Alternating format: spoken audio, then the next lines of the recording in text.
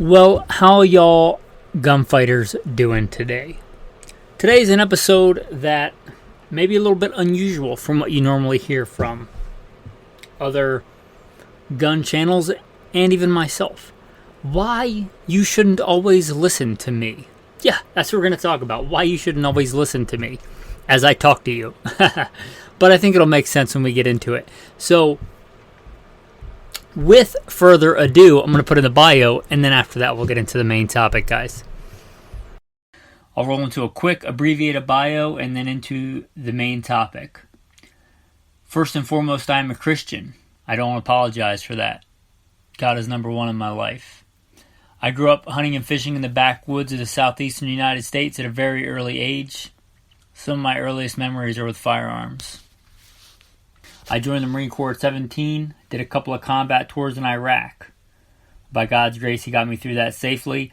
After that, I served as a instructor, an urban warfare instructor and a desert warfare instructor for the United States Marine Corps. I also served with the L.A.P.D. both full-time as a sworn police officer and in some more specialized assignments, as well as serving in the U.S. Army, full-time and part-time National Guard.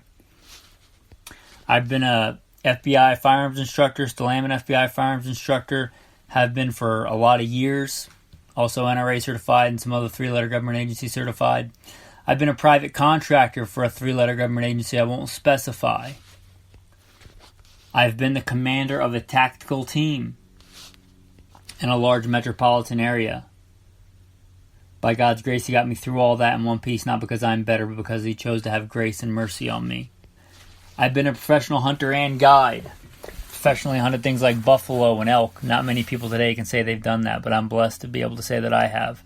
I've hunted everything from white-tailed deer on the East Coast to mule deer on the West Coast to gray squirrel on the East Coast to prairie dog on the West Coast and elk and bear and wolf and slain all manner of beast. A state rifle and pistol champion a few times over in a few different disciplines.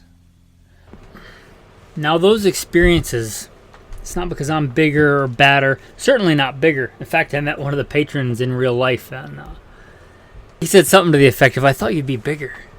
Reminded me of that William Wallace movie where he's like, "Oh yeah, if William Wallace were here, he'd shoot lightning bolts out of his rear end." Well, I'm not William Wallace, but I am the person that did all those things in the bio. But not because I'm bigger or badder. I don't think that I survived when many other young, good men did not. I give all the glory and all the credit to God. All the talents and experiences that He's given me and the things that He's let me live through, I hope to use them to glorify God and to help you today. So if I boast in anything, it's not in my strength. It's in that God had mercy on me and saved me because He had a purpose for me. And hopefully I can use those talent, skills, and abilities to serve you today. Now, why should you not listen to me? Well, first of all, you should never listen to anybody blindly. Right? I am not your king. I am not Christ. I am not the Lord. Only Him should you listen to carte blanche. I can make mistakes, right? Ask my wife. Right? I can make mistakes. So, one, you should check what I say.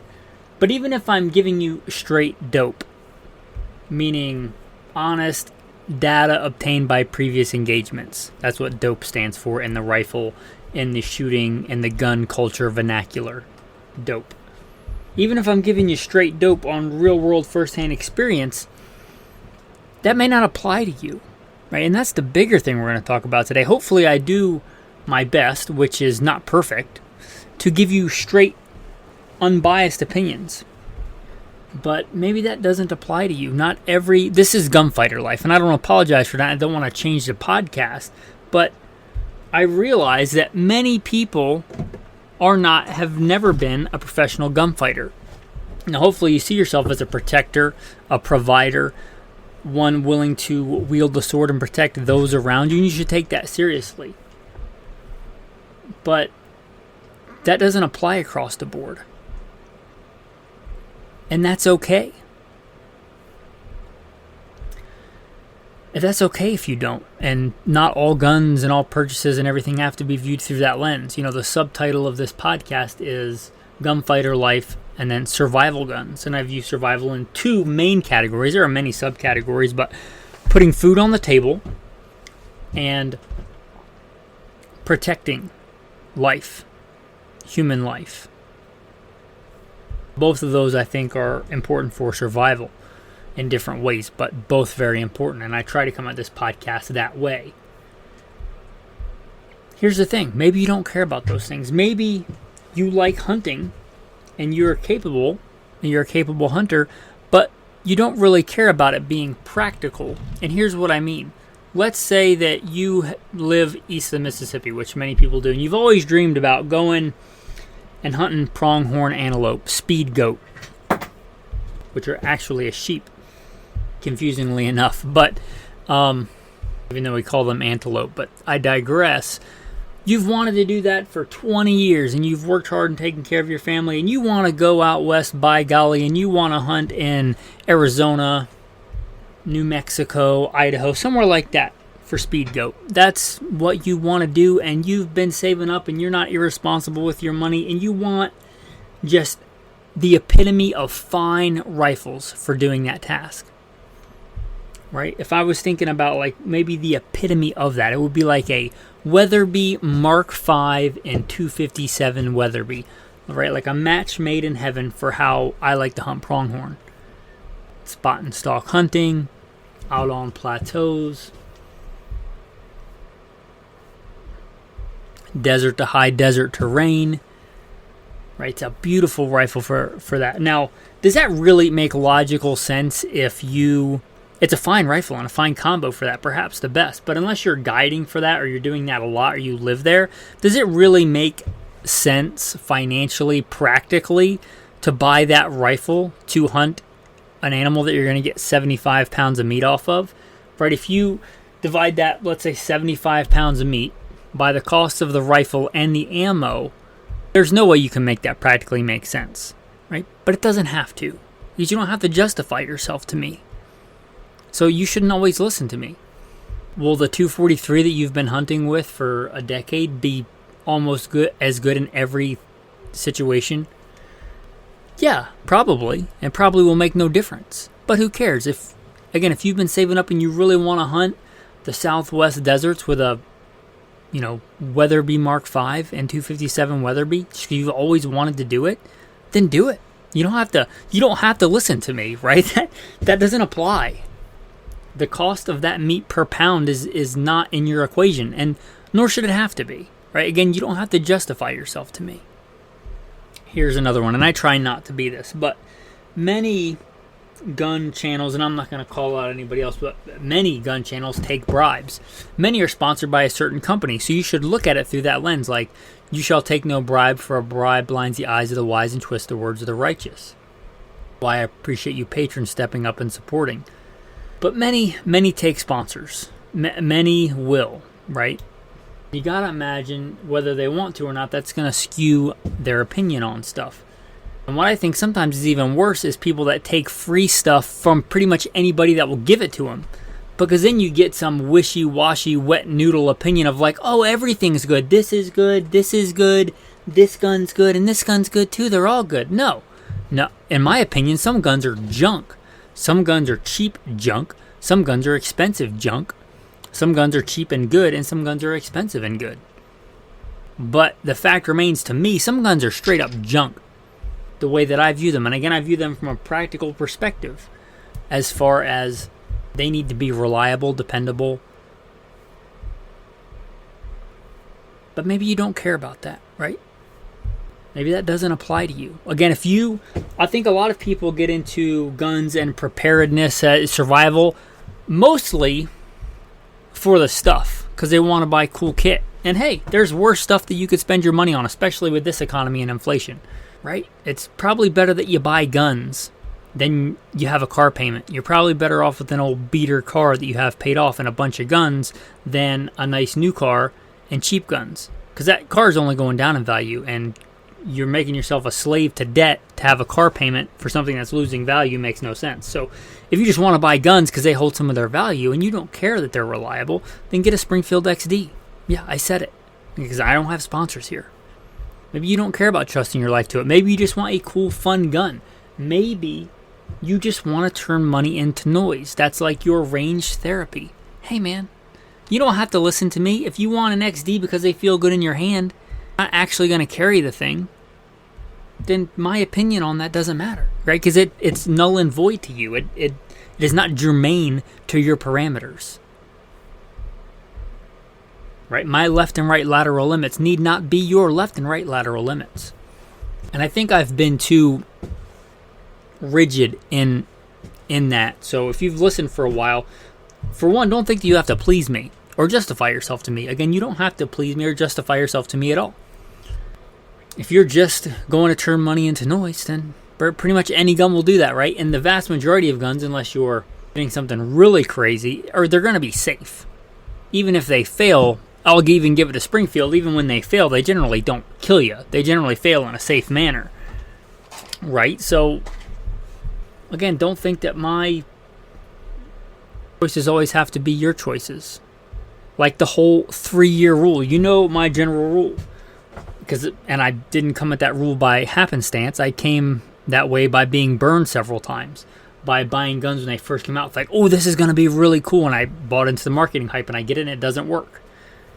Some of you may remember the Remington R51. I really wanted one of those. Came out, I bought it. I was like, well, that was a mistake. Right? And I would like to say that's the only time, but, fool me twice. I've probably been fooled several times on buying new models of guns. Here's the thing. For me, I buy like a handgun to carry it. I buy a rifle generally to hunt with it, to put meat on the table. You may not care about that. Again, you may just be in this because that's a more responsible place to put your disposable income than alcohol or a car payment or whatever. And you like just playing with new guns. And that's fine. Again, if you want to be the beta tester, again, I would encourage you not to carry that until it's proven. If you want to go out and whatever's getting released at SHOT Show right now, I'm recording this in the year of our Lord 2024 in the month of January. But whatever's coming out at SHOT Show, right, if you're just like, that's so cool, I want it. And you just want it because you want it and you have the money, and you're not putting yourself into debt slavery to get it, rock on, man. Again, you don't have to justify yourself to me. That 3-year rule is for gunfighting guns or survival guns, for putting meat on the table. If you just want a cool, fancy new gun because it's cool and fancy and that just is appealing to you, again, my parameters don't have to be your parameters. You don't have to tell me, I'll never know.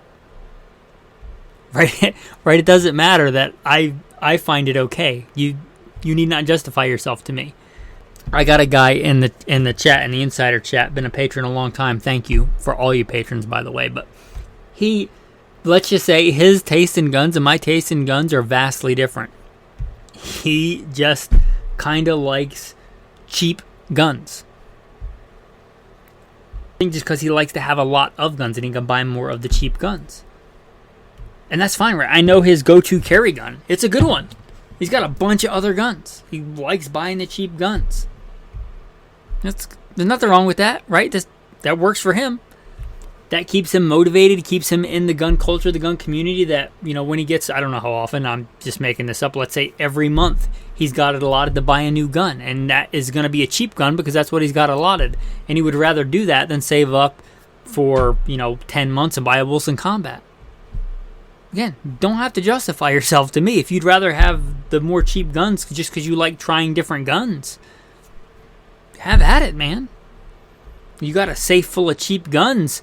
Again, talking about inflation, that's probably a better investment than the stock market. So I can't fault you there. In fact, many of you guys know that a bunch of my stuff was stolen not too long ago. And some of my guns that weren't stolen were a bit redundant. I literally just went to turn those firearms into liquid assets. I took them to the local gun store to put them on consignment. I literally took them there this afternoon, and it's tonight when I'm recording this episode, and I got a call that one was already selling. My Kimber 308, one of my old guiding rifles. But there's stuff I consider more essential that got taken that I don't have and probably should replace instead of having 3 308 rifles. Like, I probably should replace my body armor and all our kind of small semi-auto centerfire handguns got taken. So probably that's more important than the third 308 that's third down the line, because I have the Scar 17 by God's grace. I have the Ruger Scout rifle, right? So probably turn that into cash. And the point of that is that guns can be a good place to park fiat currency. If you do it wisely, like if you buy a brand new gun and turn around and sell it used the next day, like you're buying a new car off the lot and driving it off, you're going to lose some money. If you're wise about your purchases, you're probably, again, better off in firearms if you do it wisely than many other investments. So if you, again, for that gentleman that's a patron, like if you got a safe full of cheap guns, especially if we get really bad inflation or times get really bad, you talk about a good liquid asset, right? Right, firearms are a pretty good one. The worse times get, generally, the more guns and ammo are worth. So, again, my philosophy doesn't have to be your philosophy. I don't see me changing my philosophy because I come at it for good practical reasons. But that doesn't mean that you have to do the same thing, right? There are many reasons why you might want to go outside the parameters. I'll give you a good example. Does a firearm always have to be reliable? No, right? Not even for me, right? It depends on your mission parameters. I like prairie dog hunting. I like slaying whistle pigs. I'm talking, if I can get a damage stamp on a good ranch, I will slay as many of those filthy little rodents that spread the bubonic plague as I can to help those farmers out, to help feed humans, cattle. If you've never seen these things, they can move in waves, literally like a plague. Just a plague of rodents just bounding on the ground in waves. If you get like a good ranch that where you get issued like a damage stamp and you go out and help out, they don't eat the crops or whatever the case is. Like, imagine how many little teeny hay seeds or alfalfa seeds that one rodent can eat. And then times that by however many hundreds of thousands of rodents there are. Now, if I'm building a specialty AR, specialty load, because this is a specialty thing, right? Shooting prairie dogs, if you've never done it, you're generally aiming at the upper chest, because usually there's some kind of grass or something. Upper chest and or head of a prairie dog, which is a very small target. You could shoot that from, hundreds of yards away. I might have a load and like a dedicated AR upper bull barrel that prints a 1/4 inch group, 1/2 inch group all day long, even when it gets warm, even when it's getting shot a lot. But it malfunctions every 10 rounds. You might think an AR that functions every 10 rounds is unacceptable. Not if it's for prairie dog hunting. Because if it malfunctions, you just tap, rack, bang, and you're good to go again. My life is not on the line unless the prairie dogs suddenly get rabies or something and turn into zombies. That'd be a horrific, horrifying movie. Zombie prairie dogs. But you get the idea, right? If I go click and there's no bang, well, that's just a good dry fire session. Hopefully I correct it if I did something wrong with the fundamentals. Especially you get into like a specialty AR with real tight tolerances and maybe a really, really light trigger for that. Is it okay to have an AR that malfunctions every 10 rounds? Normally I would say no. No, like you don't want that at all if that's like your go-to fighting rifle. But again, that's not a hard and fast rule. If it's a prairie dog rifle and it shoots exquisite the other 9 rounds, at the end of the day, you're going to kill more prairie dogs than a gun that's 100% reliable and shoots a 2-inch group. Normally, a 2-inch group for a fighting AR is just fine. Trying to shoot a 1-inch head at 200 yards, that math doesn't add up, does it? So, again, the parameters change based on the mission, and your mission parameters may be completely different than mine. Here's one. And I've thought about this because I've had people reach out to me. I don't have small kids in the home. I recommend home defense guns, shotgun. Why? Because it's the best. But I don't have those mission parameters, right? You may have small kids at home, so you just carry your gun, right? You carry your carry gun loaded. When you get home, you still carry it loaded. When you go to bed, it goes into a little safe by your bed. So it's always ready, always at hand. Whereas you couldn't keep a shotgun loaded and accessible because it's just too big and impractical to do so with young children that might really get hurt. So when I say the shotgun is a way better home defense tool for a home defense weapon than a handgun, well, because it is ballistically, it's way better. But again, I don't have little kids running around. If you do, the handgun that you have positive control over in a holster is better than the shotgun that you can't keep loaded, can't keep accessible, that you have to get out of a safe, right? That's not practical. I'd rather you have a handgun that's ready than a shotgun in a safe.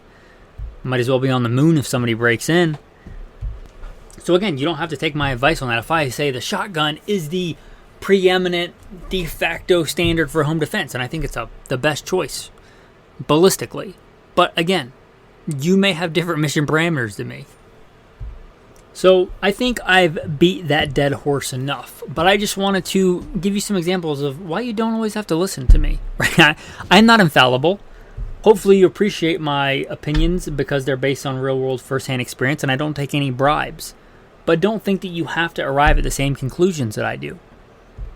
Anyway, with that, your tactical tip of the day.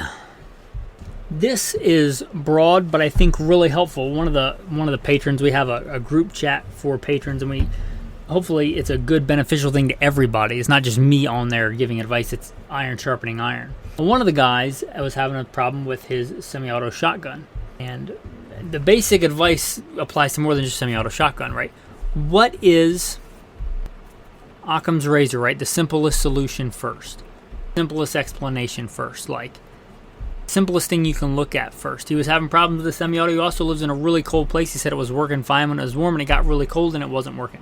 It was also hunting a different thing, which means different ammo. So a couple of different variables there. I said, or we said as a collective, I don't want to take credit for it, right? We said that, look at different lubes, because some lubes perform well in the cold and some don't. But that's the simplest thing. And then after that, look at the ammo. Some shotguns, and not just semi-autos. He was like, I should have gotten a pump. Well, that's like, many guns don't like certain kinds of ammo or don't like to be lubed a certain way. I don't think that's a fair criticism. But anyway, try the lube first, and then try the different ammo, right? Some guns, let's take the shotgun for example, like some shotguns like a certain kind of crimp on the front of the shotgun shell, and some shotguns will not feed certain kinds of crimps on the front of the shotgun shell.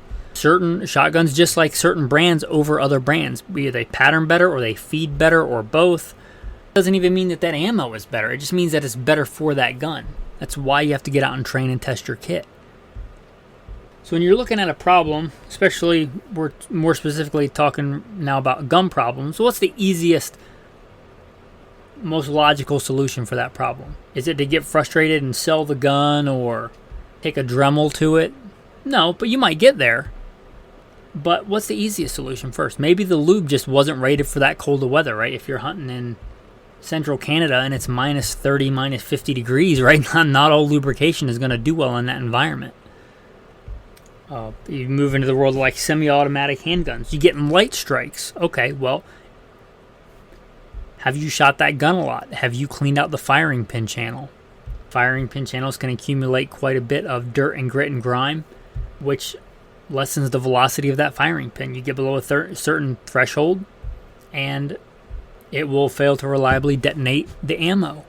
If you clean out that firing pin channel and don't over lube it so it's not sluggish. If any lube, really light lube in the firing pin channel, but depending on the purpose of the gun. But check that first. That's the easiest solution, right? And then, did you change something with the trigger? Because a lot of times that can affect, in semi-automatic handguns, the different kits you can do to improve the trigger pull can change the mass, inertia, velocity of that firing pin.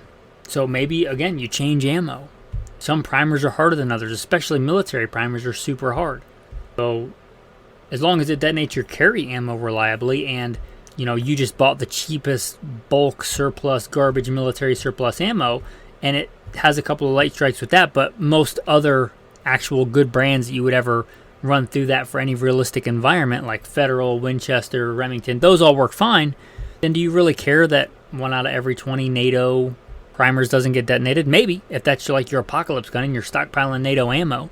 But if it's your carry gun and it works well with all domestic production ammo without the really hard NATO primers, because a lot of those are meant for, without getting too technical, for open bolt submachine guns with, fixed firing pins, which doesn't apply to you. Care that it doesn't even detonate that ammo, because that might not even matter. But you get the idea for the tactical tip. Start with the easiest solution first and then progress. Maybe you get to the point where you want an extra power striker spring. Maybe you have a broken firing pin. But probably the easier, more likely common solutions are going to fix it. And if not, you progress down the chain. Anyway, that's your tactical tip of the day. Look at your simplest, most logical, and often cheapest solutions first for fixing gun problems. Your tactical verse of the day. And it shall come to pass that whoever shall call on the name of the Lord shall be delivered. Guys, all this gun stuff, I'm not saying it's not important, but it is very unimportant. It's minutia compared to much more weightier important matters, right? 9mm versus 45. Are you going to hell? How about that question? Are you going to hell? Hell is a real place because Jesus says it's a real place. Don't be brainwashed into thinking, oh, it doesn't really matter what you do. Do whatever you feel, live your best life, or some other garbage New Age philosophy. There is a real hell. Are you going to hell? Have you spent any time thinking about that question? That's way more important than 9 versus 45 or 223 versus 7.62 by 39 or AR versus AK and blah, blah, blah, blah, blah, blah. You going to hell? How about that question? You call on the name of the Lord to be saved? Whatever, wherever you are in life, it's always the right answer to go to God. I'll end with this verse again. And it shall come to pass that whoever shall call on the name of the Lord shall be delivered.